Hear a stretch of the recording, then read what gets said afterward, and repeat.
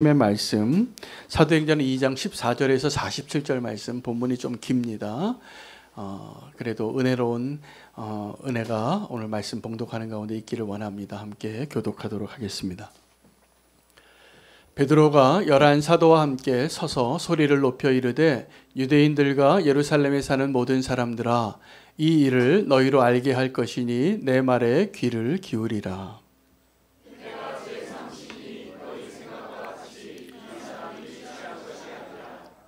이는 곧 선지자 요엘을 통하여 말씀하신 것이니 일러스되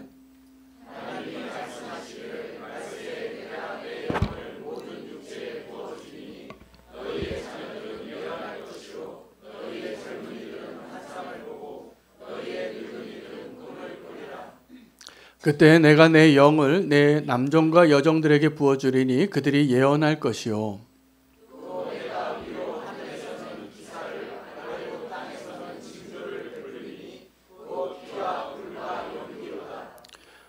주의 크고 영화로운 날이 이르기 전에 해가 변하여 어두워지고 달이 변하여 피가 되리라.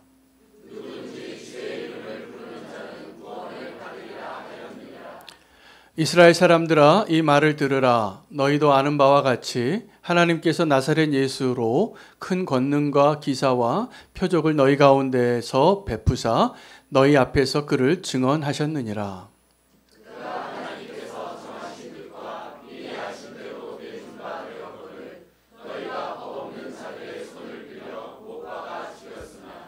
하나님께서 그를 사망의 고통에서 풀어 살리셨으니 이는 그가 사망에 매여 있을 수 없었음이라.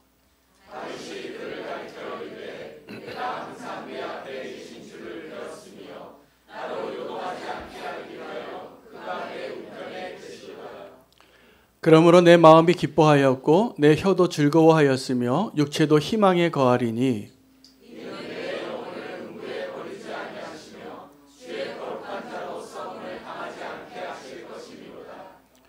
주께서 생명의 길을 내게 보이셨으니 주 앞에서 내가 내게 기쁨이 충만하게 하시리로다 하였으므로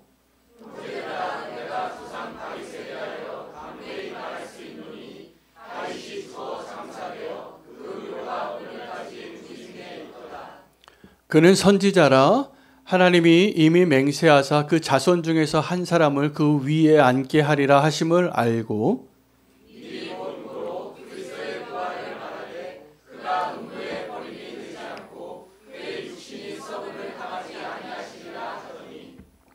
이 예수를 하나님이 살리신지라 우리가 다 이 일의 증인이로다.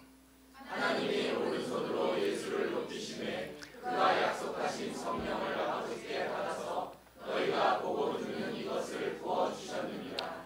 다윗은 하늘에 올라가지 못하였으나 친히 말하여 이르되 주께서 내 주에게 말씀하시기를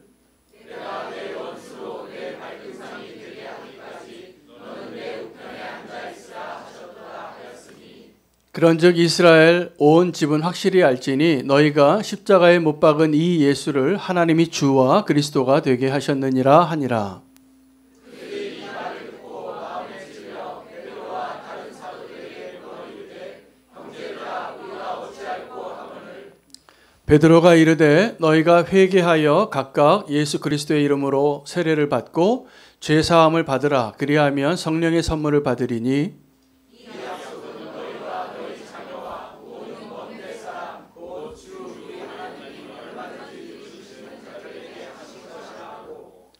또 여러 말로 확증하며 권하여 이르되 너희가 이 패역한 세대에서 구원을 받으라 하니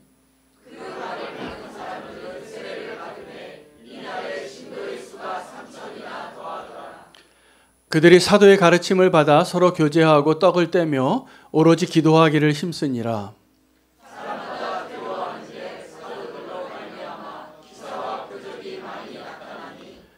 믿는 사람이 다 함께 있어 모든 물건을 서로 통용하고 또 재산과 소유를 팔아 각 사람의 필요를 따라 나눠주며 날마다 마음을 같이하여 성전에 모이기를 힘쓰고 집에서 떡을 떼며 기쁨과 순전한 마음으로 음식을 먹고 함께 읽겠습니다.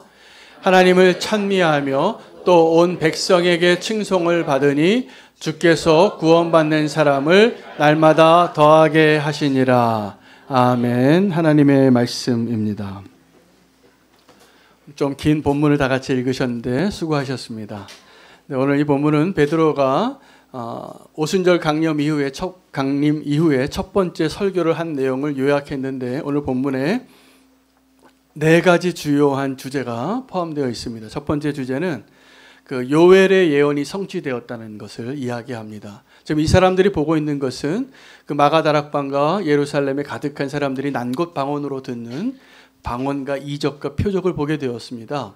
근데 이것을 이해하지 못하는 사람들은 다 술에 취했다 이렇게 생각하고 있었기 때문에 베드로가 일어서서 이건 술 취한 것이 아니라 오래전에 요엘이라는 선지자가 이야기했던 그 예언이 성취된 겁니다 라고 이야기한 것이 첫 번째 베드로의 설교의 주제입니다. 두 번째 주제는 다윗의 예언이 성취되었다고 이야기하는 것입니다.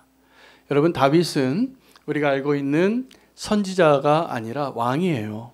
이스라엘의 두 번째 왕인데 이 베드로는 이 다윗을 뭐라고 소개하고 있냐면 그는 선지자라 미리 본 것을 이야기한 것에 대해서 이야기합니다. 그리고 그 다윗이 만났던 예수 그리스도에 대해서 언급합니다. 그 이후에 이제 베드로가 본론을 하는데 이 본론을 이야기하는 이 내용에 강력한 역사가 있었던 것 같아요.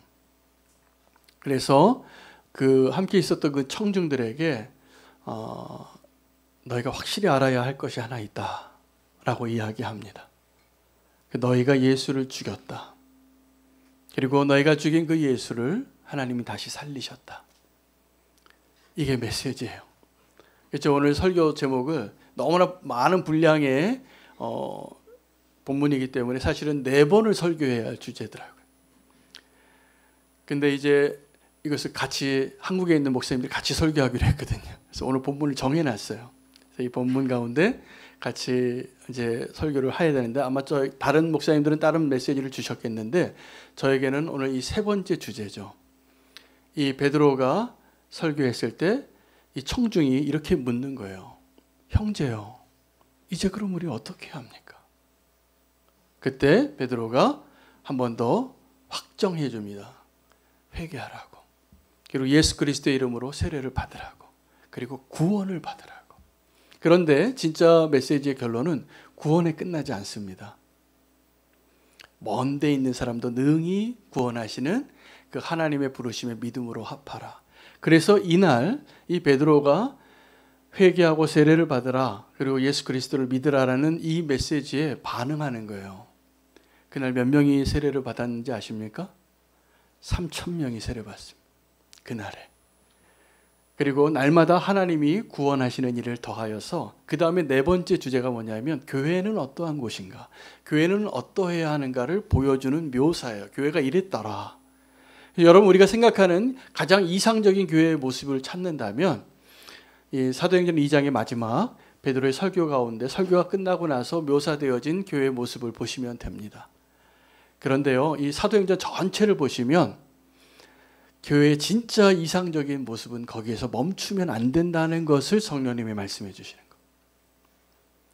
서로 사랑하고 네 거 내 거 없이 서로 공경하고 날마다 모여서 예배하고 성전에 모이기를 힘쓰고 집에 가서 떡을 떼고 이것으로 멈추는 것이 아니라 여러분, 진짜 교회가 존재하는 이유를 발견하는 것이 오늘 베드로가 설교한 주제이고 오늘 제가 여러분과 함께 나누고 싶은 진짜 이야기입니다. 그래서 오늘 말씀을 통하여서 바라기는 베드로가 설교했을 때와 똑같은 역사가 우리 교회 안에도 오늘 이 자리에 임하기를 소망합니다. 여러분도 꼭 그렇게 소망하며 주님께서 우리 가운데 역사하시면 그게 가능하잖아요. 우리가 해야 할 믿음의 반응을 하면 그 일도 일어날 수 있잖아요. 오늘 그 일이 저와 여러분 가운데 이루어졌으면 좋겠습니다. 우리가 이제 어찌할꼬? 여러분, 이 질문은 언뜻 듣기에는 후회같이 들립니다. 내가 지난날에 잘못했는데 내가 예수님을 죽인 게 분명한데 이제 어떻게 할꼬? 이 질문을 하는 거거든요.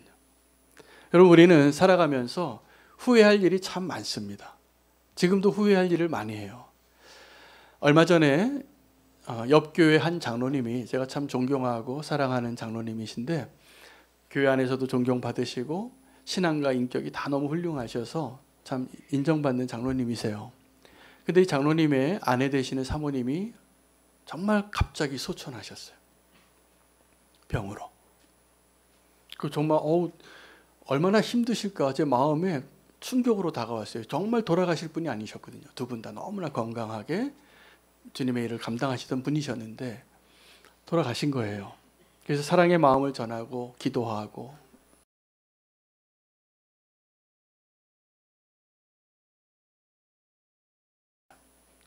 위로해줘서 고맙다고 이런 말씀과 함께 저에게 꼭 하고 싶으신 말씀을 전해주셨는데 내용이 뭐였냐면 목사님 사모님께 있을 때 잘해주세요.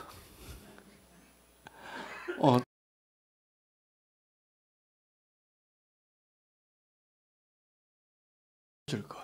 조금 더 사랑을 할 걸. 조금 더 어디 맛있는 거를 좀 사줄 걸. 조금 더 마음 아프게 하지 않을 걸. 그게 다 후회가 되는 거예요. 그래서 장로님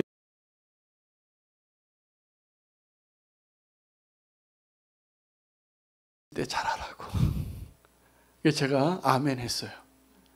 아멘하고 저 후회할 일을 하지 않고 있을 때 잘해야 되겠다. 여러분 우리가 오늘 이렇게 살아있고 뭔가를 선택할 수 있고 뭔가 할 수 있는 힘이 있을 때 주님이 기뻐하시는 일을 꼭 놓치지 마시기를 바랍니다. 후회하지 마세요. 하나님은 후회하지 않으세요. 여러분 오늘 이 베드로의 청중들 가운데 이 설교를 들었던 많은 분들이 공통적으로 회개할 게 있었던 것 같아요. 여러분 우리가 하나님의 일과 나의 일을 구분하지 않으면 후회하게 됩니다. 왜 우리가 하나님 앞에 죄를 짓고 하나님 기뻐하시지 않는 모습으로 되어지냐 하면 우리가 내가 해야 할 일과 하나님이 해야 할 일을 잘 구분을 못해요. 그래서 누가 와서 옆구리를 찌르거나 좀 부추기거나 좀 유혹을 하거나 이렇게 충동을 하면 그렇게 잘 넘어가요. 여러분 최초의 범죄가 그래서 일어난 거 아시잖아요. 뱀이 와서 하나님의 말씀 그대로를 흔들려고 정말 이 한마디 했어요. 제가 그 뒤에 질문에 문장이 있지만 그 문장을 다 요약하면 2단어로 제가 요약할 수 있어요. 정말? 예. 진리인데 하나님 말씀이신데 그 말씀에 대해서 사단이 와서 정말? 그러면 우리가 흔들리는 거예요. 그래서 먹지 말라고 한 그 금단의 과일을 먹는 거예요. 먹고 싶어지는 거예요. 갑자기. 정말? 이 질문 하나에. 우리 다 그렇게 하나님 마음을 아프게 하고 그렇게 실패했던 자들입니다. 여러분 바벨탑을 왜 쌓았는지 아십니까? 제가 이 선악과 따먹은 아담과 하와나 바벨탑을 쌓았던 그 창세기 11장의 사람들이나 똑같은 이유였던 것을 알게 됐어요. 뭐냐면 하나님처럼 되고 싶은 거예요. 여러분 우리가 하나님처럼 되고 싶은 그 마음 때문에 우리가 교만해지기도 하고 거역하기도 하고 금지된 것을 넘어가는 겁니다. 여러분 아담과 하와가 왜 사과를 따먹었겠어요? 하나님처럼 옳고 그른 것을 알고 싶었던 거예요. 사실은 우리가 하나님처럼 옳고 그른 것을 알고 싶은 그 욕망이 우리 삶 가운데 어떻게 드러나냐면 지금도 가장 위협적인 죄가 되는데 자꾸 우리가 판단하는 겁니다. 그래서 저 사람이 잘못했어. 이러면 안 돼. 우리의 소견에 오른 대로. 왜 이렇게 판단을 많이 하고 살아요? 사실은 그 판단은 우리에게 있잖아요. 여러분 우리가 하나님의 은혜를 받아들이는 게 그렇게 힘든 이유는 뭐냐면 우리가 판단하니까요. 하나님이 공평하지 않아요. 하나님의 은혜로 살면서. 하나님 나는 8시간 일했잖아요. 근데 어떻게 1시간 일한 사람하고 똑같이 월급을 주시는 겁니까? 이건 공평하지 않아요. 이거 우리의 기준이잖아요. 근데 하나님의 기준은 어떤 거냐면 내가 너하고 약속한 것을 내가 은혜로 줘서 너 오늘 일하고 월급 받았잖아. 이게 어려워요. 이렇게 어려운 게 없어요. 왜요? 우리가 하나님처럼 생각하려고 하는 경향이 강하기 때문에요. 여러분 바벨탑을 쌓은 것도 저는 그들의 시작은 하나님께 달려가고 싶은 하나님께로 더 가까이 가고 싶은 열망이었다고 믿고 싶어요. 근데 그게 변질되는 겁니다. 그래서 하나님처럼 하늘에다 우리의 이름을 대자. 여러분, 하늘에 뭐가 있길래 하나님이란 존재를 알지 못했다면 그런 일을 시도나 했겠습니까? 땅에서 살지 왜 하늘에 올라가요? 공기도 좀 부족한데. 이 땅에서 그냥 잘 살면 되지. 하나님을 향한 그 갈망이 바벨탑을 만드는 거였어요. 하나님처럼 되고 싶은 것. 여러분, 하나님의 일과 나의 일을 잘 구별하시면 우리에게 진정한 축복이 옵니다. 하나님을 인정하십시오.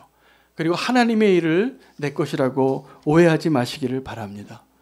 오늘 하나님의 구원을 이루는 큰 계획 가운데 성령을 부어주시는데, 여러분, 말세가 언제냐라고 누가 물어보시면 이렇게 대답하시면 돼요. 오순절 성령이 임하시고 교회가 시작이 되면서 말세가 시작된 겁니다. 왜냐하면 이 오순절 성령 강림이 이루어지는 것을 요엘이 뭐라고 얘기했냐면 말세에 이렇게 이야기해요. 말세에 내가 모든 육체에게 나의 영을 부어주리니 어린아이가 예언을 하고 젊은이들이 환상을 보고 늙은이들이 꿈을 꾸리라. 내가 모든 육체 곧 남종과 여종 모든 사람에게 영을 부어주어서 그들이 예언하리라. 그 일이 성취되어진 거예요. 그럼 그 일이 성취되어졌으면 무엇을 의미할까요? 말세가 시작이 된 거죠. 여러분, 우리가 말세야, 그 말세가 멀리 있는 어떤 시점이라고 생각하지만 사실은 말세는 이미 2000년 전에 시작한 것입니다. 예수 그리스도께서 십자가에서 죽으시고 부활하시고 성령이 임하시고서, 그리고 그 요엘의 예언대로 성령이 임하시면서 마지막 시대가 시작이 되어진 거예요. 지금 저와 여러분은 말세에 사는 겁니다.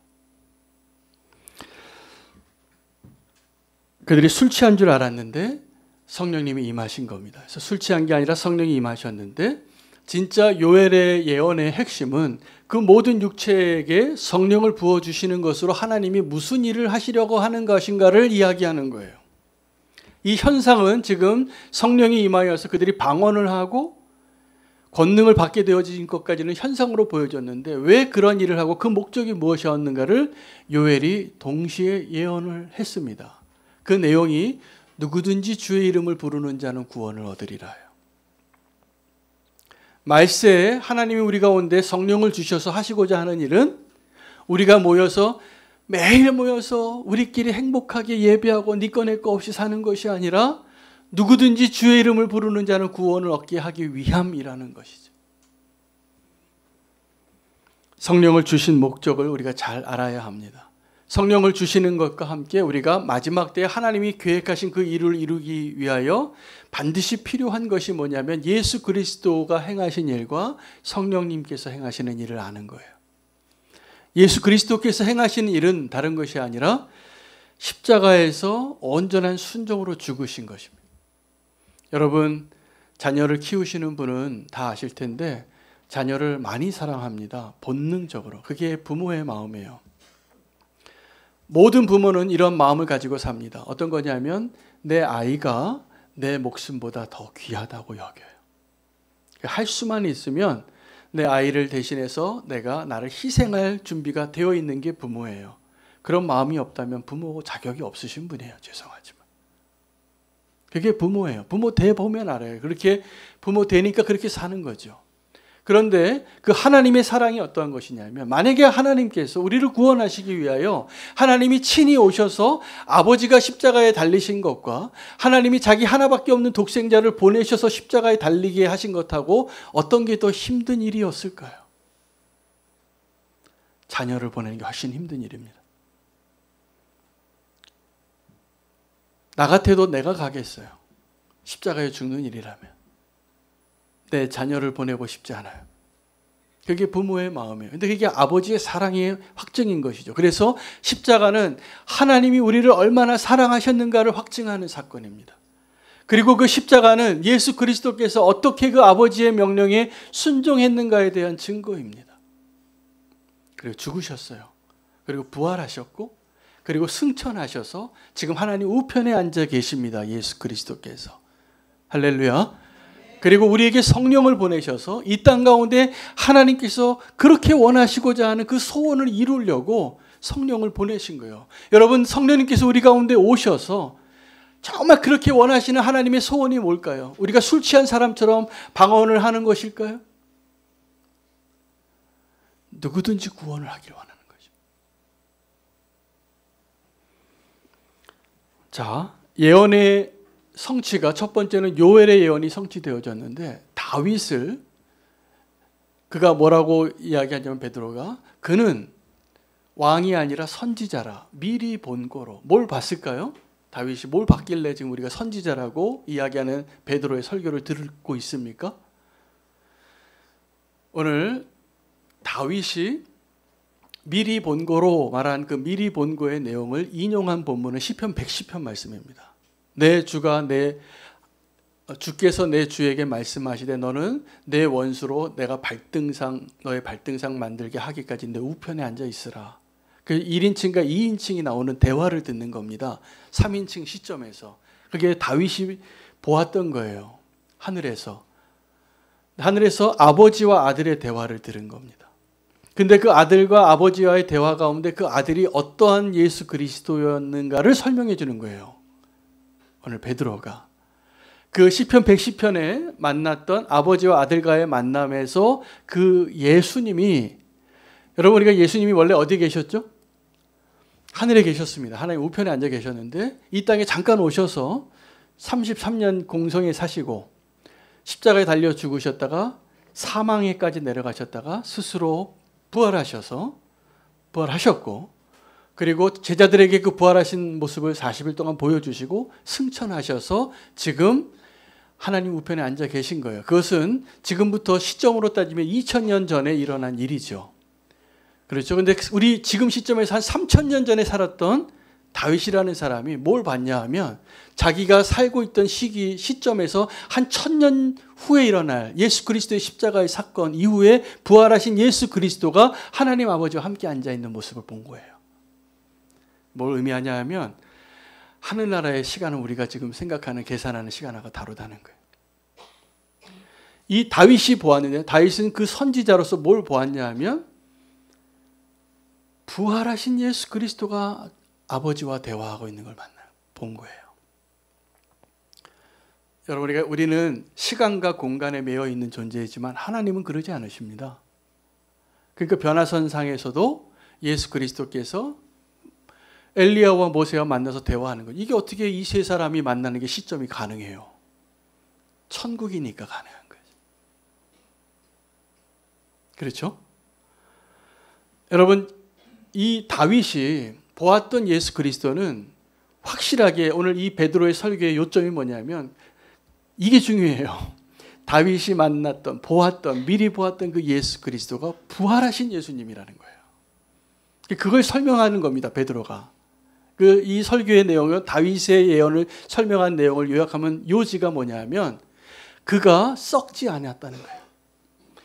다윗은 우리가 그렇게 믿고 우리가 의지하는 다윗의 나라인데 다윗의 후손으로 오실 예수 그리스도, 그 다윗이 지금 어디 있냐? 우리 가운데 묘지에 있지 않냐? 이게 무슨 의미입니까? 그의 육체는 썩었어요.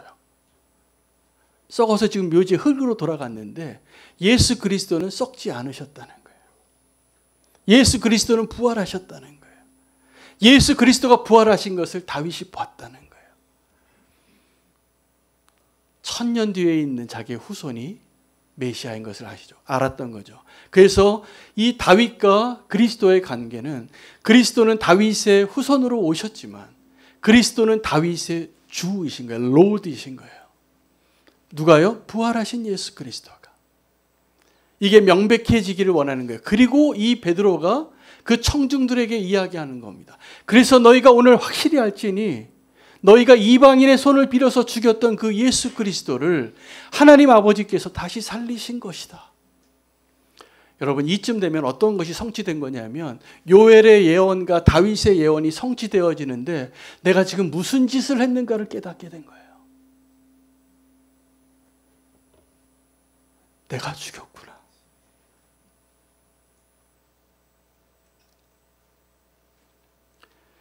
우리는 이 일이 지금 별로 이렇게 가슴에 와닿지 않을지 모르겠지만 베드로가 설교할 때 그 청중은 정말 가슴이 찔리는 거예요.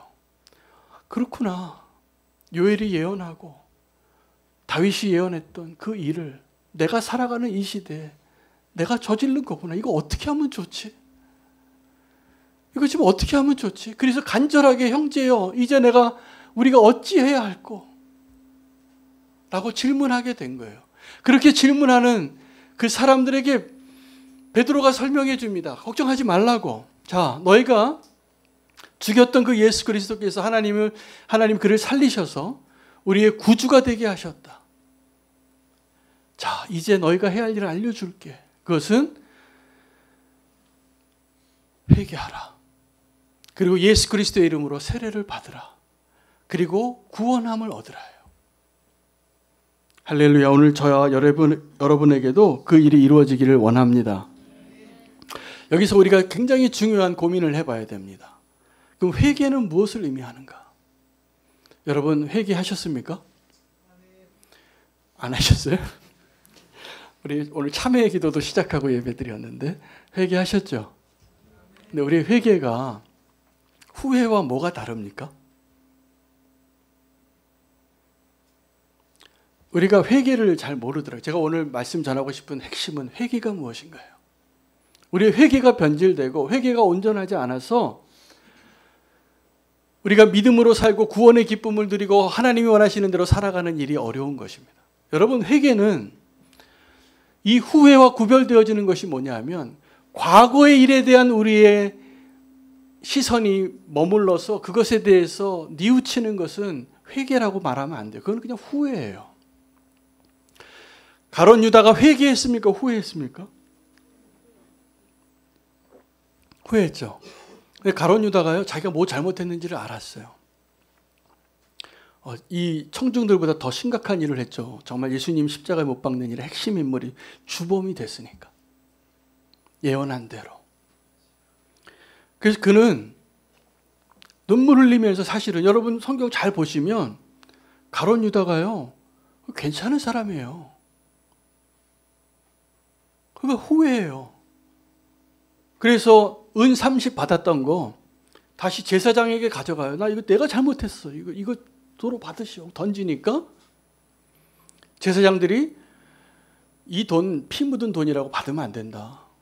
그리고 또 토기장이의 밭을 사가지고 지나가는 나그네의 묘지를 삼죠. 자기는 아주 거룩한 것처럼. 그 너희 죄는 네가 감당해라. 여러분 정말 저와 여러분이 이 가룟 유다만큼이나 우리가 회개하고 사나요? 내가 죄 짓고도 뻔뻔하게 우리 지금 아무 죄도 지은 것 같지 않게 십자가의 근처 가기 싫어서 그냥 거룩한 옷을 입고 손만 씻으면 그럴듯한 종교인이 되어서 예수님 믿는다고 지금도 열심히 다니고 있는 그런 사람 중에 하나라면 오늘 이 말씀을 꼭 다시 들으시기 바랍니다. 후회는 회개가 아니에요. 후회는 우리의 잘못에 대해서, 우리의 과거에 내가 잘못한 일에 대해서 뉘우치는 것을 후회라 그래요. 그걸 회개라고 말하면 안 돼요. 회개는 미래형이에요. 우리의 회개는 이제 내가 죄를 지었으니 이제 어찌할꼬? 이 질문에 이제 앞으로 내가 어떻게 살아야 하는가에 대한 결단의 모습. 그래서 오늘의 삶이 바뀌어지는 게 회개지. 내가 지난날에 내가 잘못한 것에 대해서 눈물 흘리고 보상하고 다시 은 30 가져오고 그것이 너무 괴로워서 자살까지 해도 회개가 아니에요. 회개는 내가 지은 죄에 대해서 깨닫고 이제 하나님이 원하시는 것이 무엇인가를 알고 이제 형제여, 이제 내가 무엇을 해야 하는가 질문하는 사람이 되는 거예요. 여러분 그래서 하나님 우리에게 그 회개의 결과로 구원도 주시고 사명도 주시는 겁니다. 저는 오늘 진정한 회개는 후회해서 반드시 사명으로 나아가야 한다라고 믿어요. 저와 여러분이 오늘 그 회개하기를 원합니다. 과거에 내가 잘못한 거에 대해서 눈물 흘리는 것은 진정한 회개가 아니라 내가 뉘우쳐서 이제 어떠한 삶을 살아야 하는가를 결단하는 게 회개예요. 아버지께 돌아가는 게 회개예요. 여러분 베드로랑 가룟 유다랑 뭐가 그렇게 차이가 나요? 베드로도 3번씩이나 완벽하게 예수님 부인했는데 뭐가 달라요? 50보 100보죠. 그런데 베드로에게 차이가 있다면 이 베드로가 다시 죄짓고 회개할 기회에 대한 예수님의 말씀을 믿음으로 취한 거죠. 그래서 다시 주님 앞에 고백해요. 주님, 내가 주님 사랑합니다. 사랑합니다. 사랑합니다. 그리고 오늘 이 설교하는 자가 된 거예요. 성령을 받고. 그 은혜가 저와 여러분 가운데 있기를 원합니다. 여러분, 우리가 구원받은 것이 회개의 목적이 아닙니다. 회개는 우리가 구원받고 사명으로 나아가는 모습이 되어야 해요. 이게 진짜 회개. 아버지께로 나아가고 아버지의 뜻을 이루는 자로 사는 것. 여러분, 이 회개한 사람들이 어떤 일을 이루었냐면 아름다운 공동체를 이루었습니다. 이 아름다운 공동체가 아름다운 이유는 두 가지 목적을 성취했기 때문인데 경제 공동체를 이루었어요. 네 거 내 거가 없는 거죠.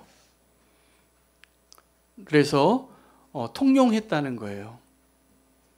아름다운 모습입니다.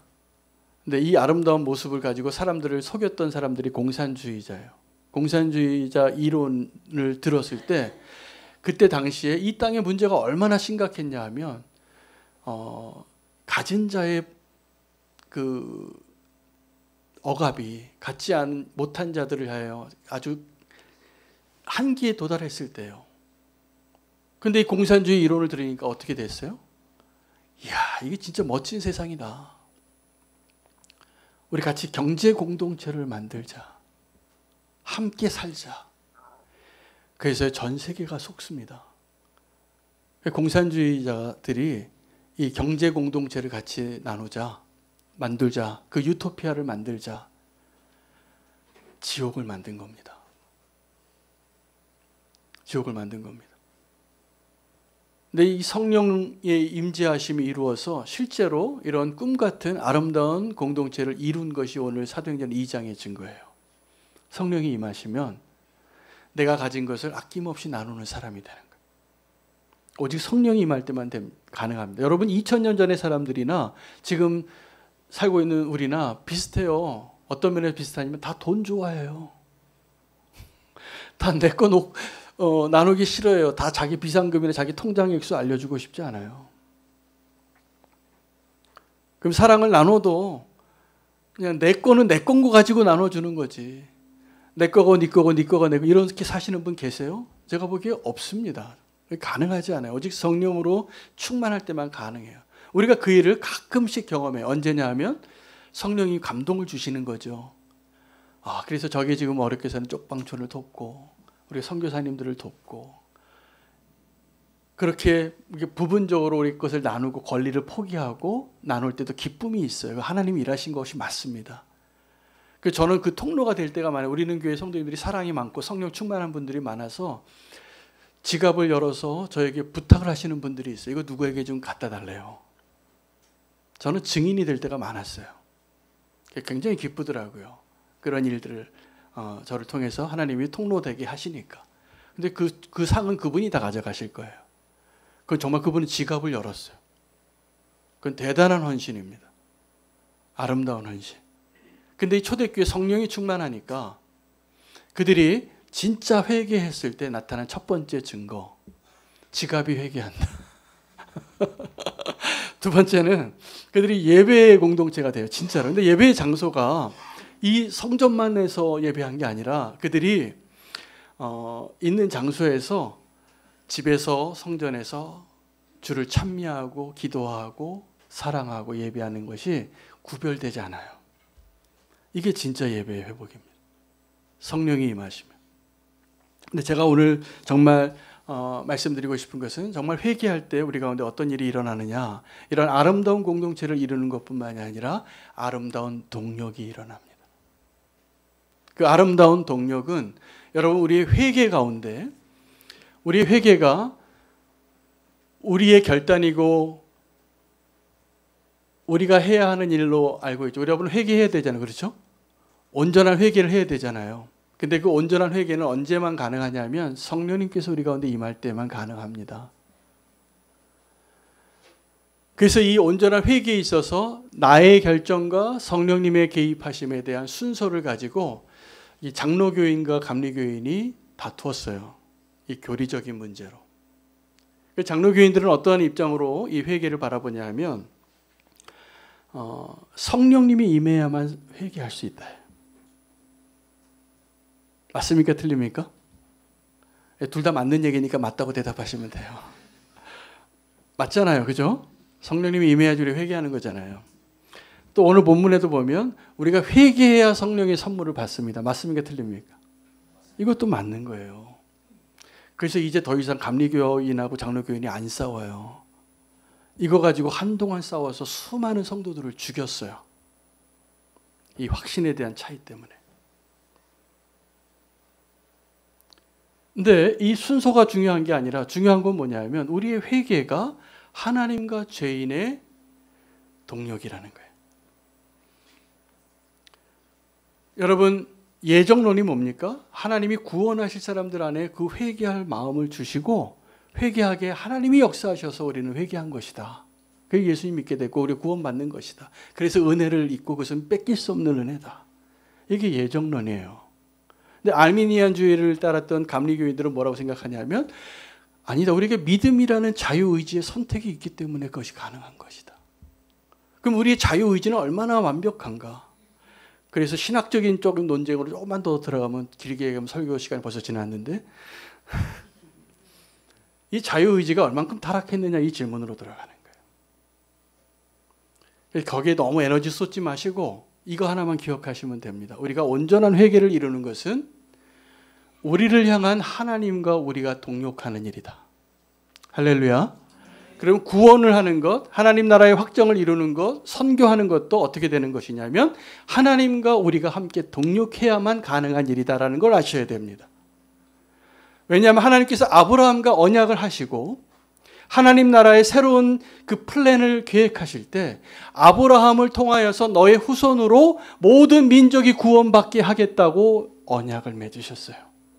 만약에 하나님께서 모든 인류로 모든 민족을 다 구원하시고자 하는 그 일을 하나님 혼자 하시려고 하셨다면 아브라함이라는 사람이 필요 없고 아브라함의 후손인 이스라엘도 필요 없고 더 확장된 이스라엘에 해당하는 교회도 필요 없을 거예요.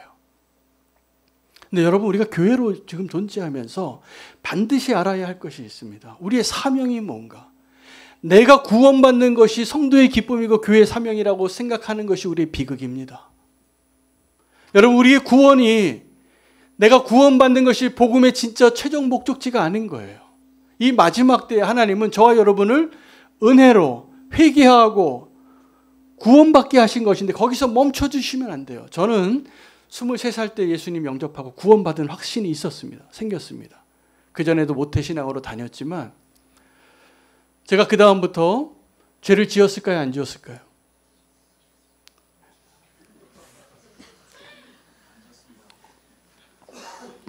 역시 통찰력이 있으시군요.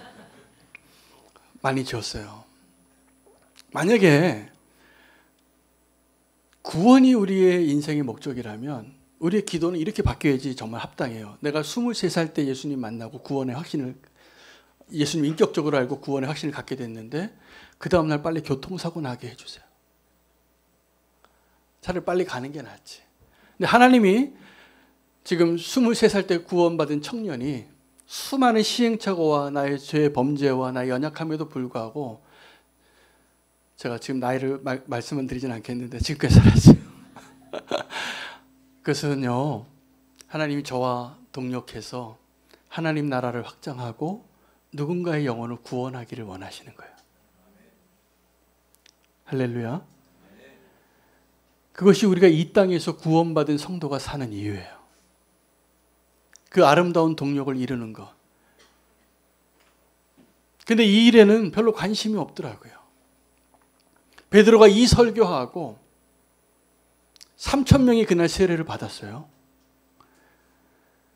그리고 아름다운 공동체를 세웠고 아름다운 동력이 시작이 되어졌는데 이 교회의 이야기가 사도행전 2장에서 끝나도 아무 이상이 없어 보여요. 근데 사도행전은 28장까지 있습니다. 왜요? 이 교회가 정말 해야 할 일들을 하나님 인도하신 거예요. 성령님께서. 저는 우리는 교회가 그 성령님의 인도하심 가운데 우리를 구원하신 그 목적을 이루어 가는 그 자리에 있다라고 믿습니다. 여러분, 주님과 함께 그 아름다운 동력에 여러분을 초대합니다.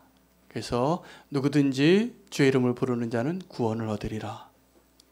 그 하나님 나라